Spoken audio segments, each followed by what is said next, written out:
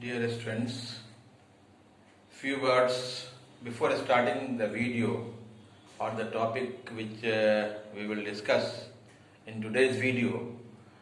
A few words about your examination, periodic assessment first, which will start from tomorrow. We have started our academic activity almost in the second week of April. It's in a very tough situation with very limited resources. But we have tried our best to continue the academic activity, and we have continued it in the form of class notes which we have sent in the form of PDF or in the form of videos which our teachers have prepared from their home. And now the process of video making is in school campus, that has been organized within the school campus in classroom. And that academic activity is continuing from the very beginning of the session and till the first week of June.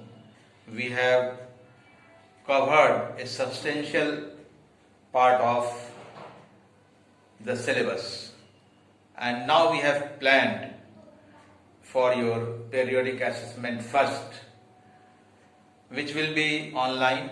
There is no alternative, and we organized the online test to observe that how much you are involved in your academic activities in this tough time.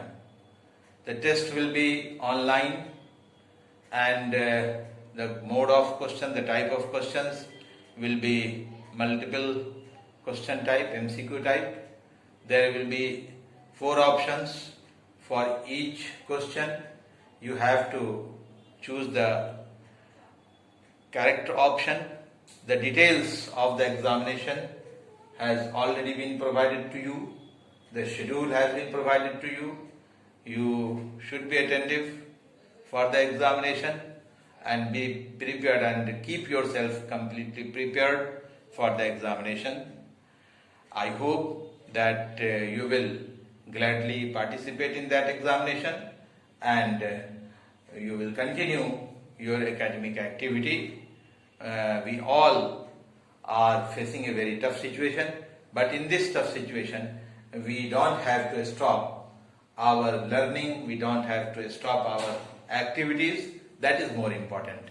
We have to protect ourselves, we have to protect our family members, and simultaneously we have to continue with our academic activities or other activities also. So with precaution we should proceed. The work should not stop. If we stop our work, that will not good even for myself, for my country, for the institution in which we are. So we have to continue our work with full enthusiasm.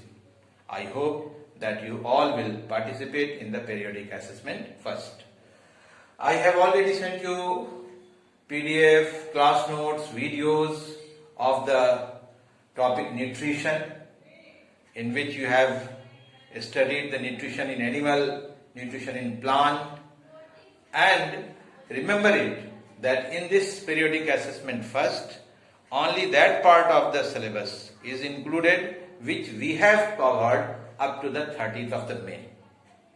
So far the biology is concerned, I have finished nutrition and the mechanism of respiration. So the question of bio is only from the topic nutrition, nutrition in plant, nutrition in animal, and that part of the respiration which has been covered before the 30th May, that is mechanism of respiration.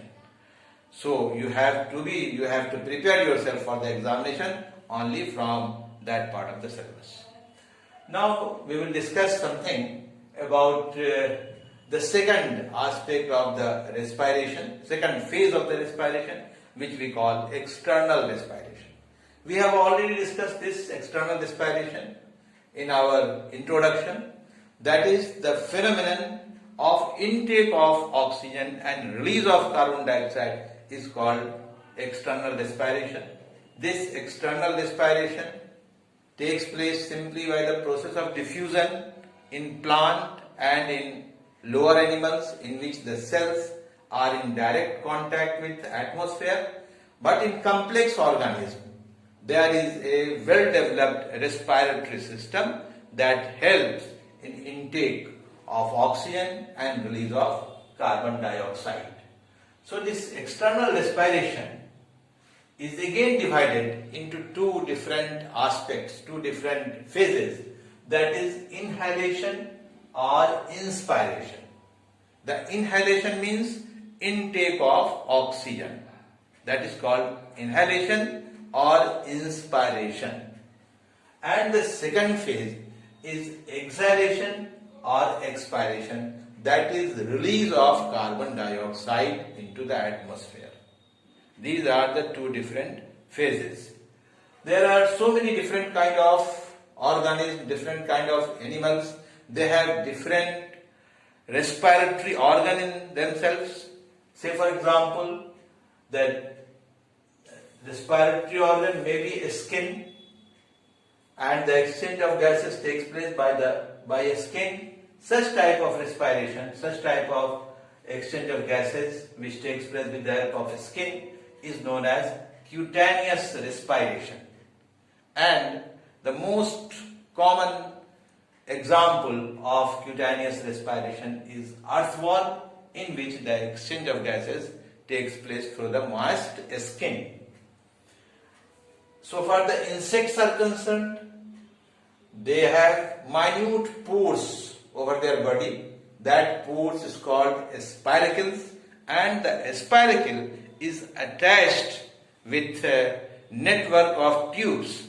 That tube is known as trachea and tracheole, and their entire body is porous, and through spiracles the air enters within the body.